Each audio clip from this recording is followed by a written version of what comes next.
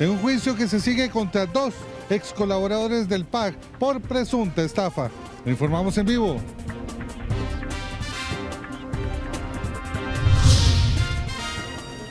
Pese a esfuerzo de médicos, niño de 1 año perdió su bracito izquierdo tras accidente en moto. Padre podría enfrentar cargos. Tras aprobación de ley de bienestar animal surgen dudas sobre su aplicación. Le ampliamos en vivo. Gobierno y diputados reprueban en evaluación de empresarios con calificación de 5 y 4. Papa Francisco llega a Polonia, encuentro mundial con la juventud. Este joven africano sorprende al mundo con su voz, que es idéntica a la de Celine Dion.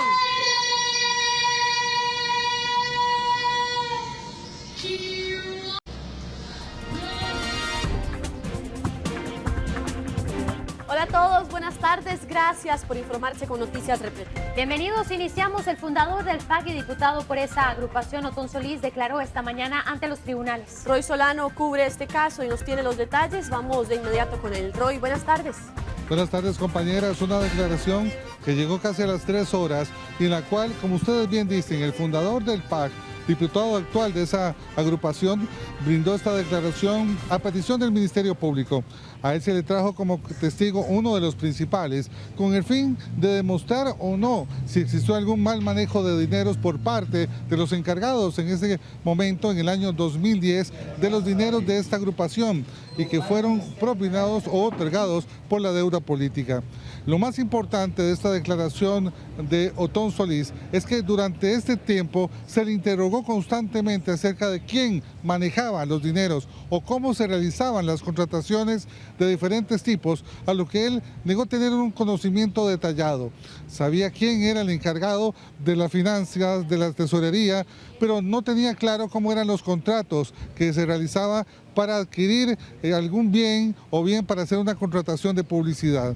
Fue reiterado el Ministerio Público en consultarle a Otón Solís si él conoció de alguna forma el manejo que se realizaban, si hubo cambios en las disposiciones que se realizaba en PAC durante esa administración, durante el 2010, y que si él conocía efectivamente que se habían realizado algunos manejos irregulares.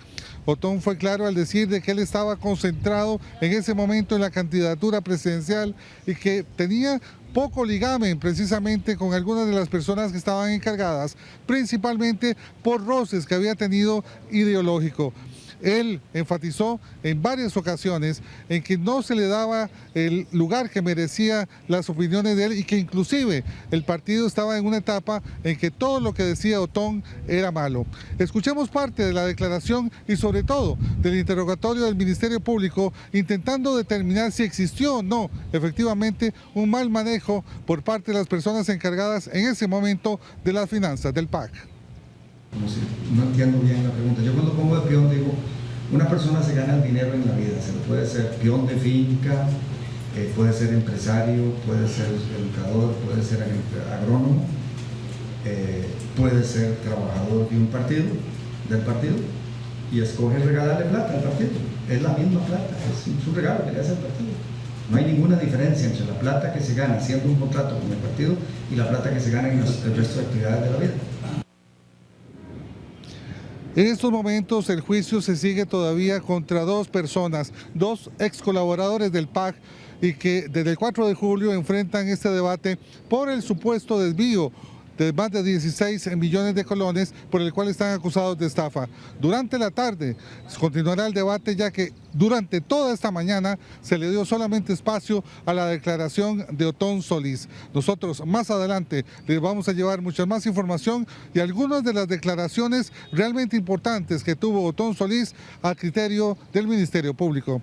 Desde el sector del Poder Judicial, Roy Solano, Noticias Repretel. Bien, Roy, muchas gracias. El bebé que sufrió una amputación mientras viajaba en motocicleta con su papá, por fortuna se encuentra estable. 4 servicios del Hospital Nacional de Niños intentaron salvarle su brazo izquierdo, pero fue imposible. Un bebé de 1 año perdió su brazo izquierdo luego de caer de la moto en la que lo llevaba su padre. Lo reportan estable pese a la condición delicada en la que ingresó al Hospital Nacional de Niños. Fue sometido a una cirugía correctiva, fundamentalmente para hacer un lavado quirúrgico adecuado y para poder hacer un cierre de los tejidos que se vieron comprometidos ante el trauma sufrido en su miembro superior izquierdo. El hecho ocurrió en Isla Venado, en Punta Arenas, durante la tarde de este martes. Un familiar primero lo sacó en panga del lugar y luego lo trajeron en helicóptero hasta el aeropuerto Juan Santamaría. 4 servicios del Hospital de Niños intentaron salvar su brazo, pero no fue posible. El menor fue valorado por un equipo multidisciplinario donde participaron cirujanos vasculares, cirujano reconstructivo y ortopedia, y dado el tiempo que había pasado y las lesiones que tenían los diferentes tejidos, fue imposible poder, por así decirlo, pegar los diferentes tejidos para poder salvar esa extremidad. Este tipo de casos van en aumento, pese a que los padres saben a los riesgos a los que exponen a sus menores cuando los llevan en moto. ¿Y por qué hablamos de violencia? Repito, porque hay una situación de mucha negligencia y hay un marco legal claro, contundente, de que ningún niño o niña menor de 5 años debe ser trasladado en este tipo de motocicletas, bicicletas.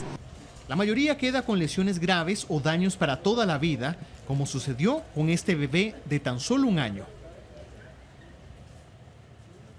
Y es que solo este año 10 menores fueron atendidos en el Hospital Nacional de Niños después de sufrir lesiones cuando los llevaban en moto. Hay preocupación entre los doctores porque el centro médico está a solo 2 casos de alcanzar todos los casos que hubo el año pasado. Una gran mayoría sufre lesiones graves o quedan con daños para toda la vida después de accidentes en motocicleta. Y un sismo de 4.3 grados de magnitud sorprendió la mañana de este miércoles, sobre todo a los vecinos de Parrita, donde se localizó el epicentro, 18 kilómetros al norte de esa comunidad. El movimiento se sintió también en Quepos, Paquera, Lepanto, San Ramón, Palmares, Naranjo, Turrialba y en el gran área metropolitana. El Patronato Nacional de la Infancia va a ubicar en un hogar temporal al bebé que fue abandonado en un basurero del baño de Bancrédito en La Uruca, esto en mayo pasado. El bebé se va a mantener ahí hasta que se determine la situación judicial de la madre, quien lo dejó abandonado con 28 semanas de gestación. Tras una prueba de ADN se comprobó que efectivamente la mujer es la progenitora del menor, sin embargo, ella cumple medidas cautelares y no prisión preventiva. Y con juegos se enseñarán matemáticas, ciencias y robótica a los que podrían ser los futuros ingenieros de nuestro país. Esto es parte de un programa innovador que está impulsando el Colegio de Ingenieros y Arquitectos. Los niños podrán aprender de ingeniería, robótica y matemáticas con un novedoso programa que abrirá al público el Colegio Federado de Ingenieros y Arquitectos. Será dado en conjunto con la organización internacional Engineering for Kids. Será en la sede del colegio en Curridabat a partir del miércoles 10 de agosto. Los niños lo que se les ponen son una serie de juegos donde ellos van con sus manos elaborando ciertas cosas que bajo principios físicos sobre todo generan entonces la importancia de la ingeniería y los problemas que resuelven la ingeniería, pero es una manera de aprender haciendo, de aprender jugando y de estimular en los niños el quitarle un poco el miedo hacia la matemática, hacia la física y ver la importancia de eso para que puedan tomar la decisión en un futuro de estudiar ingeniería o arquitectura. Tendrá una modalidad para niños entre 4 y 6 años y otra para los que tengan entre 7 y 11 años. Una de las cosas en las que nos estamos concentrando es trabajando un poco a nivel del sistema educativo, ese miedo que muchos estudiantes tienen, estudiantes hombres, mujeres, sobre las matemáticas, sobre la física. Hay una cultura que son materias muy difíciles y entonces muchas veces los niños y las niñas pierden la posibilidad real de entender que mediante ese tipo de procesos se pueden hacer muchas cosas, se pueden construir cosas, se puede cambiar un país, se puede desarrollar un país. El costo mensual es de 48.000 colones, incluye una clase por semana, matrícula y materiales. La idea es que los niños aprendan y experimenten. Para información puede llamar al 4702-3232. Y si usted es amante del ejercicio y también le gusta ayudar a otros, esta actividad definitivamente le va a interesar. Y es que este 30 de julio será una zumbatón en beneficio de los niños con parálisis del hogar María Auxiliadora. Será en el gimnasio del Colegio San Luis Gonzaga en Cartago a partir de las 3 de la tarde. Extenderle la mano con esta actividad, porque recordando que ocupan más de 5 millones de colones para poder seguir trabajando con estas personas que necesitan una mejor calidad de vida que se le puede dar, que usted y yo podemos hacer.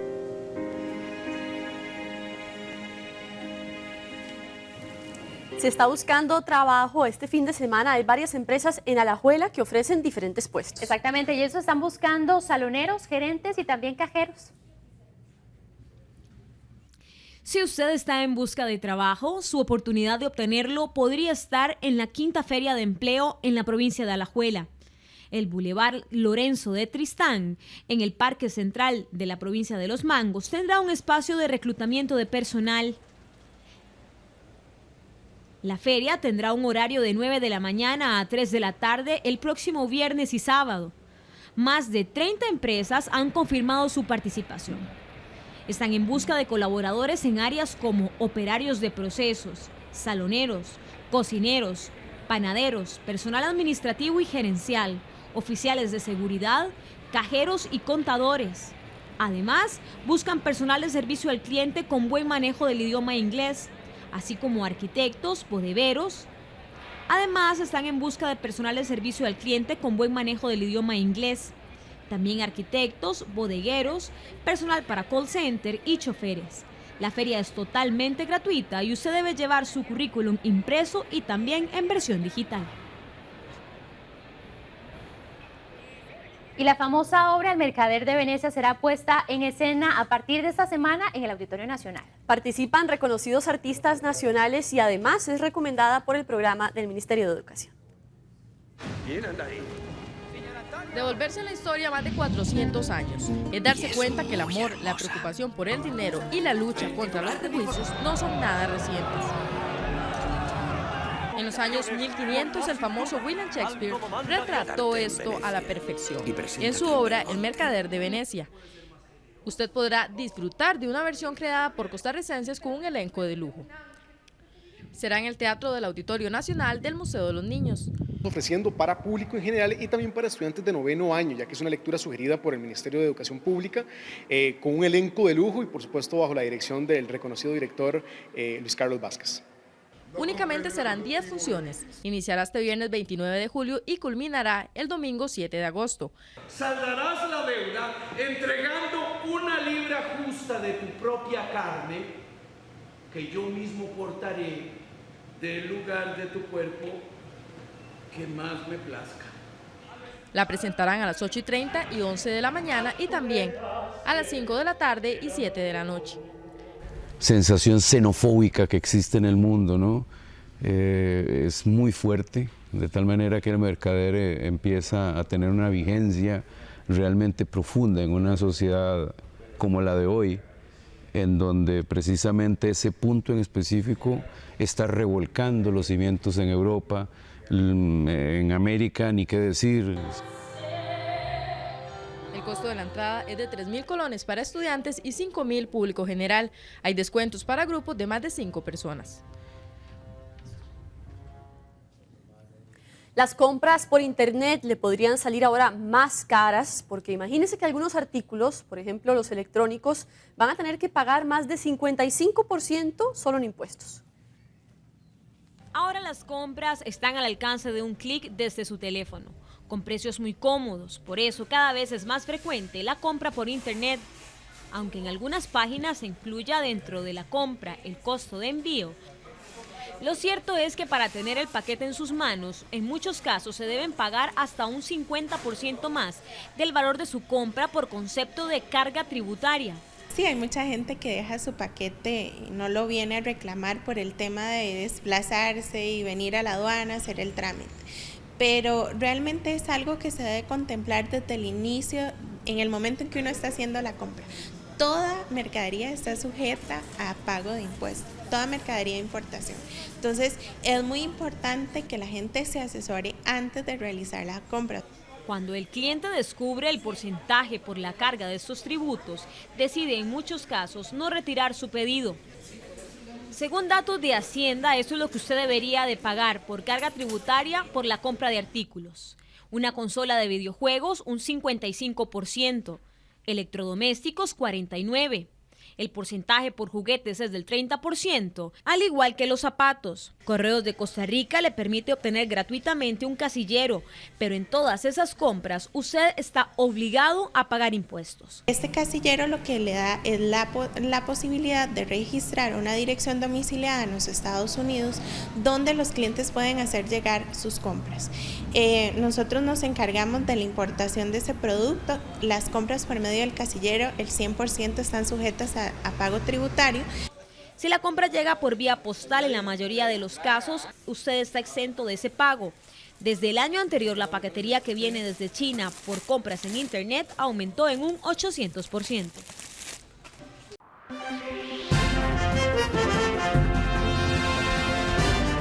Gracias por continuar informándose aquí en Noticias Repretel. Y es momento de regresar con el periodista Roy Solano con el seguimiento del juicio en el que declaró Otón Solís. Juicio contra el PAC. Roy nos informa qué está pasando a esta hora. Roy, adelante. Compañeras, durante toda la mañana se dedicaron exclusivamente a escuchar la declaración de Otón Solís, el cual ingresó poco después de las 8 de la mañana para ser interrogado primeramente por la Fiscalía, después por la Procuraduría y finalmente por los abogados defensores de los dos acusados. También el tribunal tuvo su parte en cuanto a interrogatorio con Otón Solís. Durante casi 3 horas, él manifestó, entre otras cosas, desconocer cuál era el manejo financiero que tenía dentro de su partido. Sí conocía la estructura en la cual estaba constituida precisamente las finanzas, pero no conocía cuáles eran los contratos, cómo se realizaban, cuáles eran los detalles internos de cada papeleo, por lo que las consultas del Ministerio Público principalmente era para determinar si él conocía si hubo un mal manejo de esos dineros y si se logró establecer por medio de él en algún momento que se estaba realizando algo irregular dentro de las finanzas del partido, propiamente con la deuda política.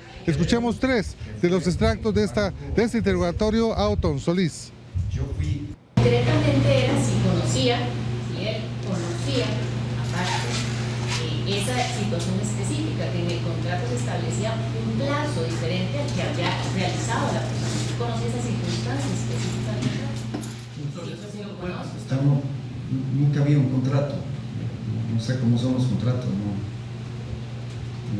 nunca tuvo en mano un contrato. Menos saber los detalles, si el plazo era de no sé. Realizó algún tipo de labor para el partido, pero si a la hora de cobrar en el contrato se estableció que hizo otra cosa para cobrar esos gastos diferentes a los que hizo esa persona específicamente. No sé, no. Si lo conoció. No conocí ningún caso. O sea, cuánto y cómo y quiénes, no, pero pues hay un rubro de servicios especiales. En campaña hay gente que tiene que ir a organizar cantones, el trabajo político, repartir documentos, convocar a reuniones, hacer visitas. Hay un trabajo organizativo que es muy intenso en mano de obra humana, es decir, es labor intensive. Otón Solís fue muy claro al decir que en ese momento, en el 2010, inclusive tenía algunas diferencias con miembros del partido y algunos de los jerarcas, principalmente ideológicos, y que en algún momento todo lo que él decía o normalmente pedía no era concedido o era discutido por los miembros de su partido. Sí fue muy claro también al decir que él no estaba de acuerdo con la forma en la cual se iban a cobrar los dineros de la deuda política, que él había establecido que su partido iba solo a cobrar la mitad de ese dinero, pero que al final esa norma que él estableció fue derogada por los mismos funcionarios del PAC para que poco después se les acordara cobrarla en su totalidad. El juicio va a proseguir durante la tarde a la 1:30 con más testigos. Compañeras, desde el Poder Judicial, Roy Solano, Noticias Repretel. Bien, Roy, gracias. En el CONAVI se repartieron más de 1.700 millones de colones en horas extra durante 4 años. Algunos directores, gerentes y jefes se dejaron una buena parte según una auditoría que también indica que no tenían derecho a hacerlo. ¿Le gustaría a usted cobrar todas las horas extras que quiera sin ningún control y sin tener que demostrar que trabajó para merecerlas? Suena muy bien, ¿verdad? O cobrar casi todos los días y todos los meses durante 4 años hasta convertirlas en una parte importante de su salario.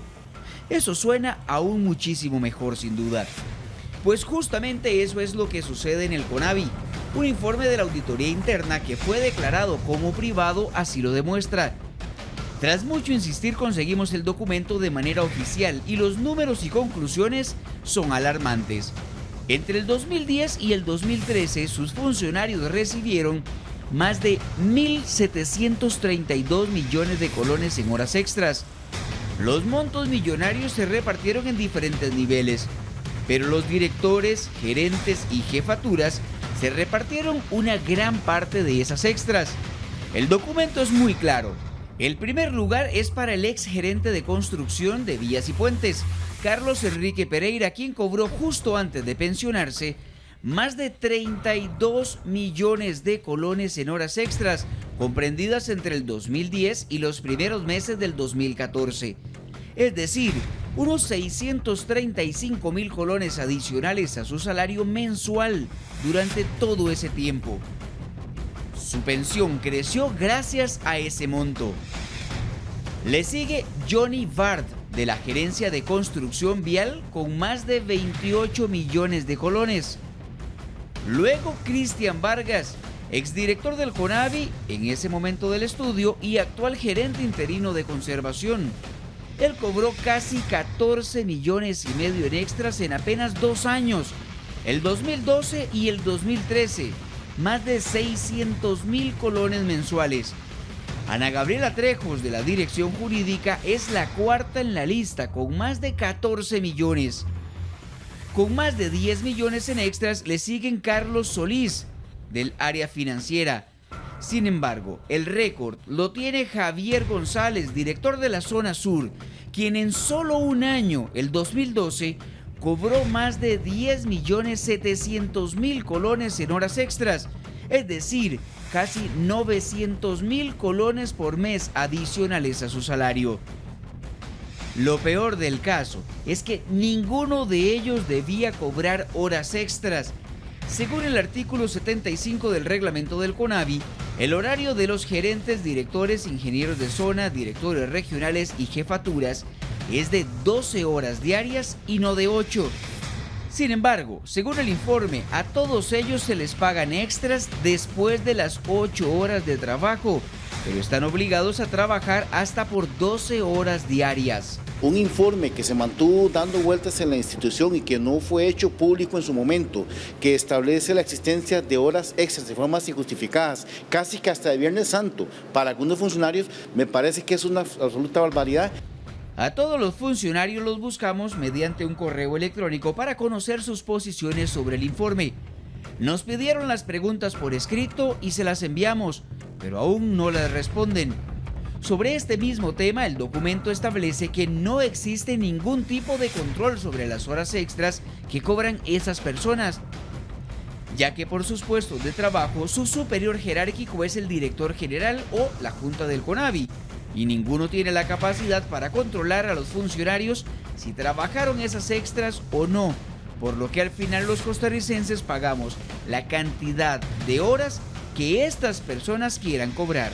Hay abuso cuando hay personas que reciben horas extras todos los días o todo el tiempo, y sobre todo cuando el informe de la misma auditoría del CONAVI establece que no hay controles, que las horas extras en muchos casos son las que reportan los propios funcionarios.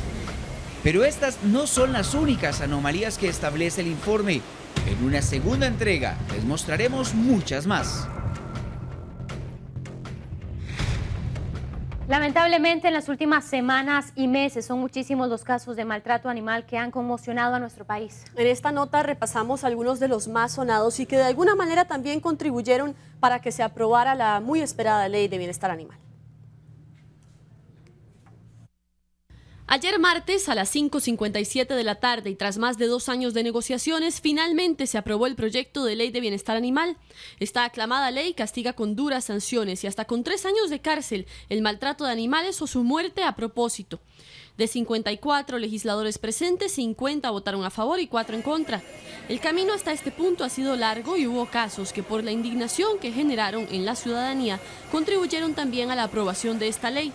El más reciente es el de Duque, el perrito atacado a machetazos en Cartago a mediados de este mes, al que un grupo de veterinarios le reconstruyó parte del hocico. Algo parecido le pasó a Vigo. A él lo encontraron el sábado pasado en Goicoechea con la piel de la nariz y de un cachete arrancada.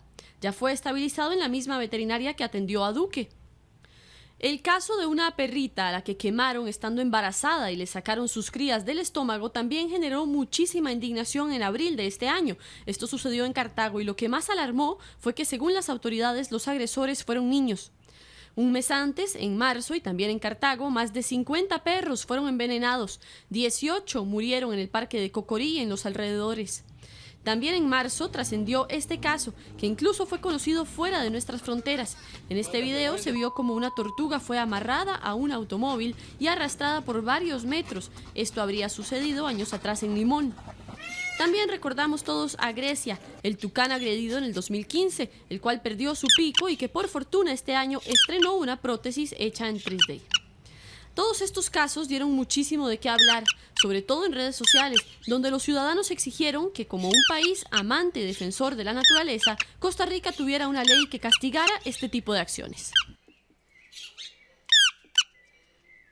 Vamos a ampliar sobre los alcances de esta nueva legislación que protege a los animales en Costa Rica, por lo menos esa es la intención. Nos acompaña Juan Carlos Peralta de la organización ABA Animal y le agradecemos que esté con nosotros una vez más en Noticias Repretel.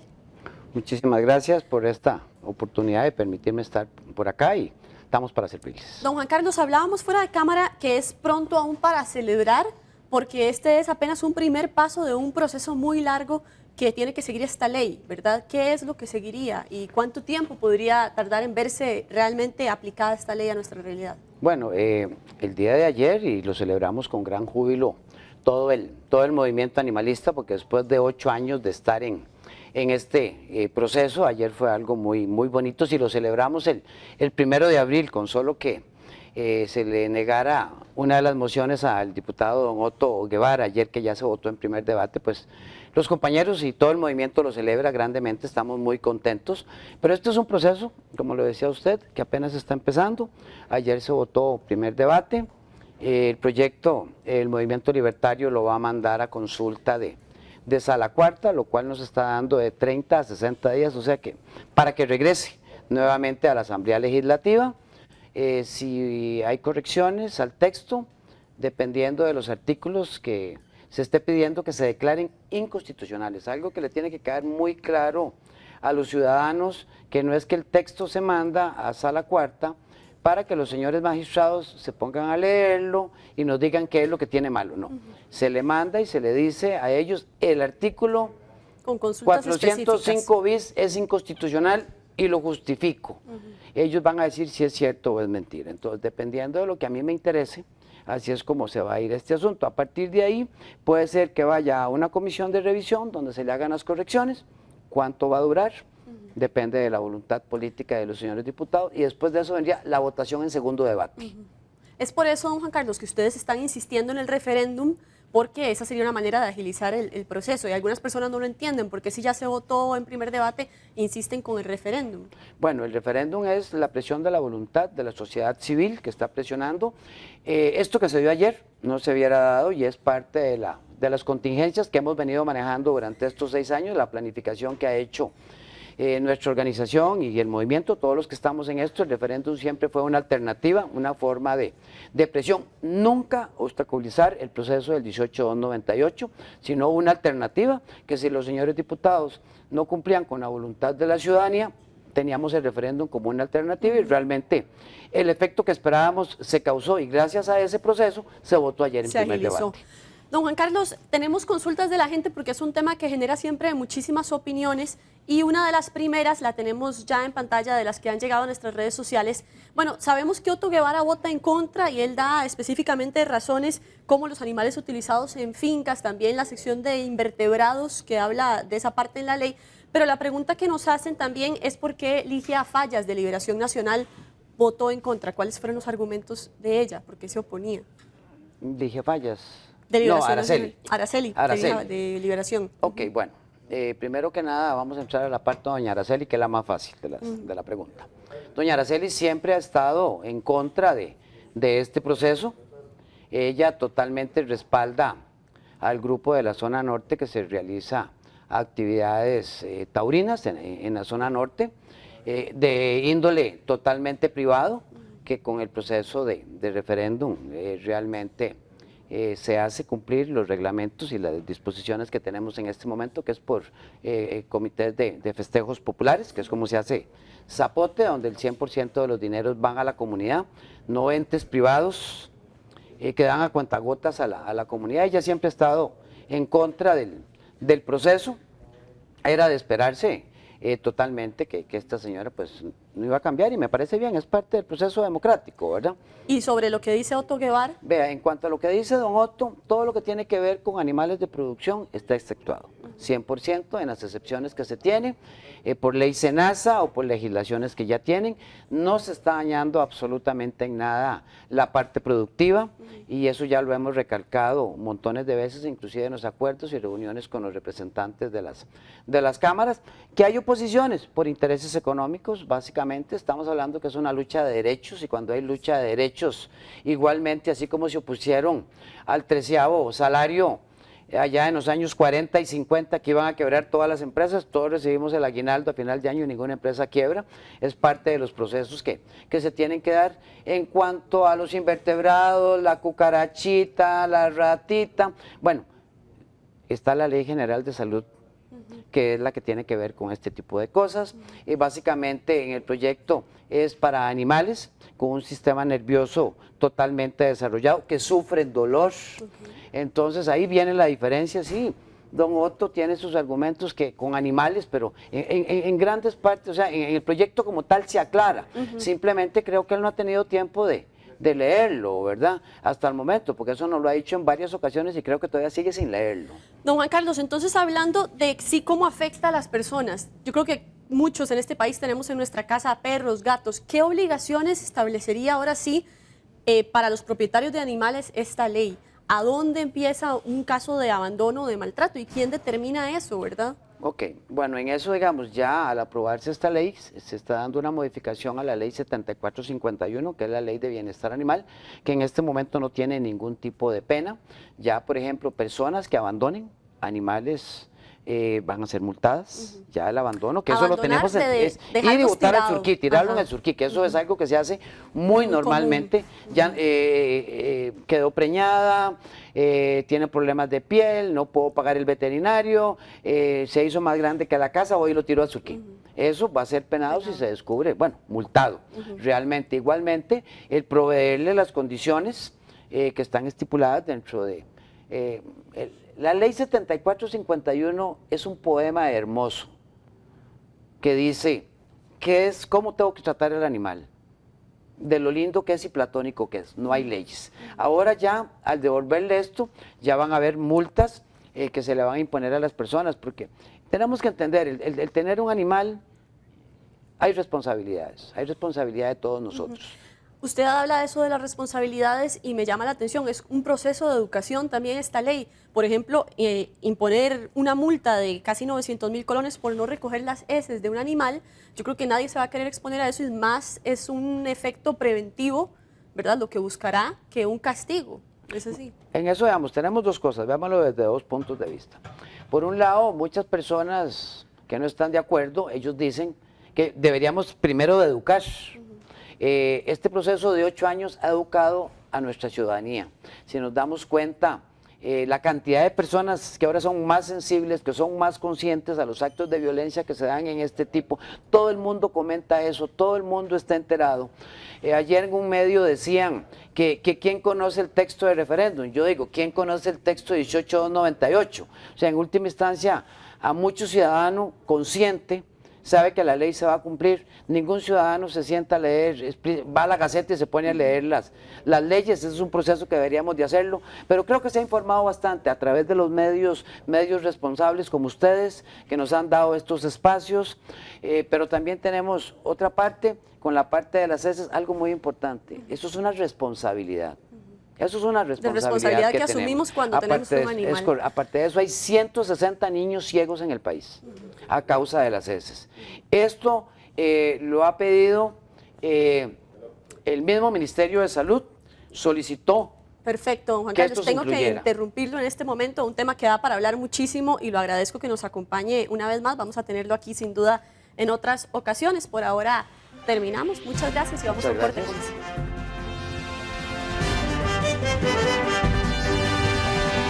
A las informaciones nacionales, la paz y tranquilidad de Miramar de Punta Arenas se perdió por culpa de los continuos asaltos en casas, calles e incluso en centros educativos. Vamos a los detalles porque los vecinos, la fuerza pública y también la municipalidad de Montes de Oro se unieron para combatir este problema.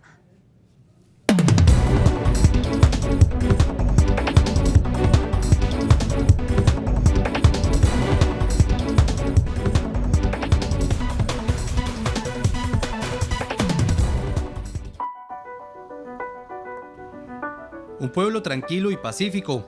Así describen el cantón de Montes de Oro, mejor conocido como Miramar, sus habitantes. Pero la reciente ola de robos y asaltos los llena de miedos e inseguridad.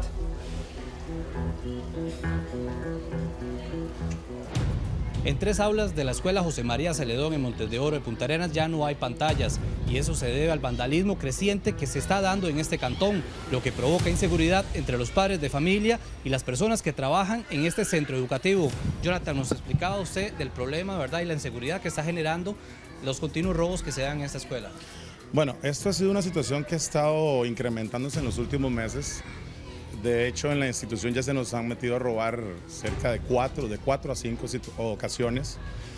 Pues nos da mucha preocupación debido a que ya la comunidad está muy insegura, situaciones en las que ustedes podrían averiguar y van a darse cuenta que ya la comunidad tiene mucha incertidumbre de qué es lo que va a suceder en los hogares. Ya el vandalismo no está respetando siquiera lo que es una escuela. Y es que no solo en la escuela de este cantón se dieron algunos hurtos. En las calles y aceras tampoco se puede estar tranquilo, pues a cualquier hora del día los amigos de lo ajeno aparecen, como le pasó a don Ramón en su casa. Impresionante llegar uno a la casa y ver que le hacen falta cosas y ver las puertas abiertas y ver que se robaron lo poquito que uno tiene y que le ha costado. Es impresionante, sí, eso me ayudó y también tuve que poner las velas inmediatamente, buscar a alguien que me las hiciera y sí, eso es un motivo también para tratar de vender. Con intranquilidad y puesta en venta, así deja él su casa cada vez que tiene que salir. Y es que a pesar de que por órdenes superiores en la fuerza pública local no dieron declaraciones, los funcionarios aseguraron que en el último mes las denuncias por atracos disminuyeron, algo que confirma el alcalde local.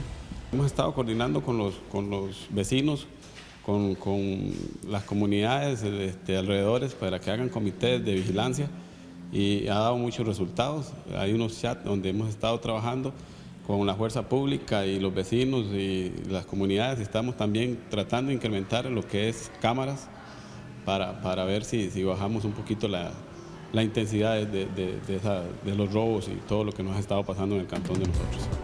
Protegiéndose entre ellos y con ayuda de la municipalidad y la seguridad pública. Es que los habitantes de Miramar quieren volver a disfrutar de la paz y tranquilidad que siempre caracterizó a su pueblo. Y recuerde que también puede escribirnos al correo electrónico de su lado @repretel.com. El consumo de frutas de temporada nos trae muchos beneficios. Hoy en nuestra sección Buena Salud le hablamos del mango.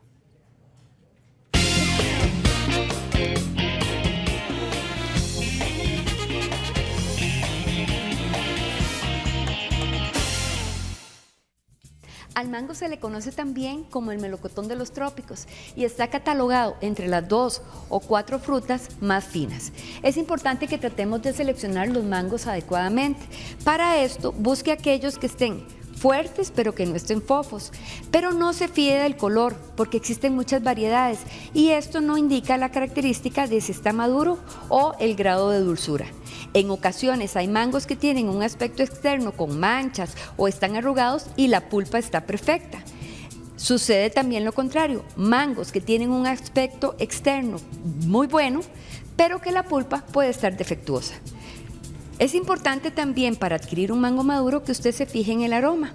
Algunas personas basan su elección precisamente en esto. Cuando un mango resulta suave al tacto, sin estar fofo y desprende un buen aroma, es señal de que está maduro y listo para comerse. Por otro lado, si el mango está verde y usted quiere retardar la maduración, puede guardarlo en refrigeración. Pero si quiere que se madure rápido, déjelo a temperatura ambiente. Eso sí, cómaselo en los siguientes 5 días.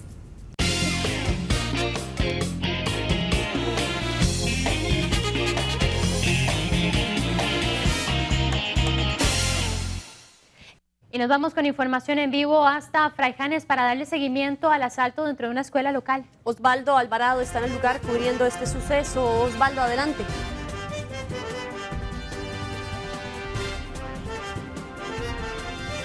Muy buenas tardes, compañeras. Como usted bien lo indican, acá en el sector de Fraijanes, específicamente en el sector de Laguna de Fraijanes, este fin de semana se dio el robo a la escuela de la comunidad, la escuela de Laguna, y dichosamente la llamada de atención tanto de la directora como de otras fuerzas vivas de esta comunidad hicieron que las autoridades actuaran de inmediato.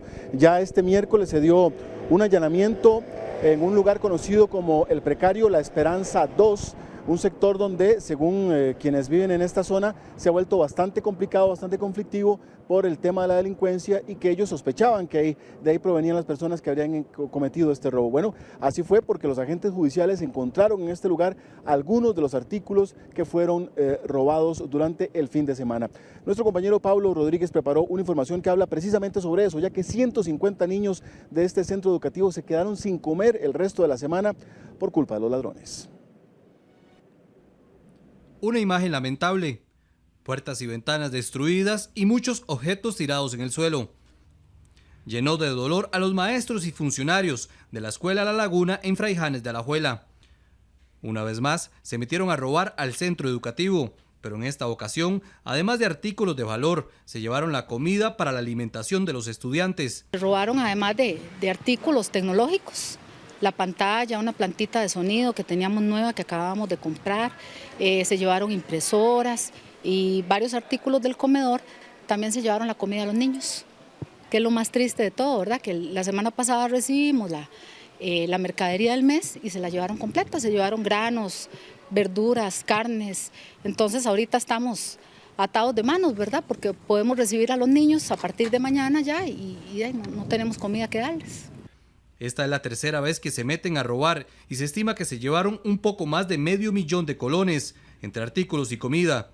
Ya había pasado en febrero y en Semana Santa, y este último se dio el fin de semana. Lo más preocupante es que tienen muchos años esperando a que les aprueben una plaza para un encargado de vigilancia. Que nos envíen guardas de seguridad por la problemática de delincuencia que hay en esta comunidad y siempre me tienen en lista de espera, eso es lo que me contestan. De hecho, ahora en junio hice la última petición y me volvieron a contestar lo mismo, que estamos en lista de espera. El centro educativo pronto estará instalado a menos de 1 kilómetro de distancia de las actuales instalaciones y contará con cámaras de seguridad y otros dispositivos. Sin embargo, la necesidad de un vigilante es algo que le surge.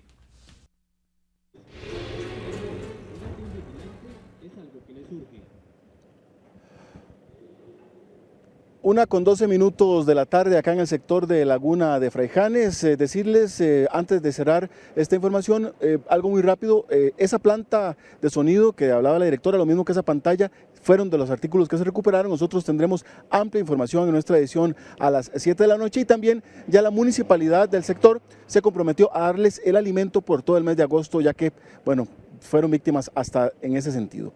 Desde este sector de Fraijanes en Alajuela, un reporte de Osvaldo Alvarado para Noticias Reporter.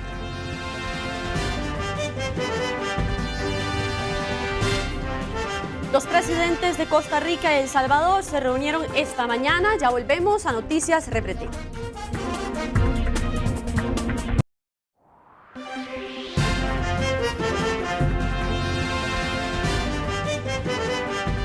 Una de la tarde, 17 minutos, el presidente de El Salvador compartió esta mañana con Luis Guillermo Solís en Cancillería como parte de su visita a Costa Rica. El periodista Óscar Ulloa tiene toda la información. Adelante, Óscar.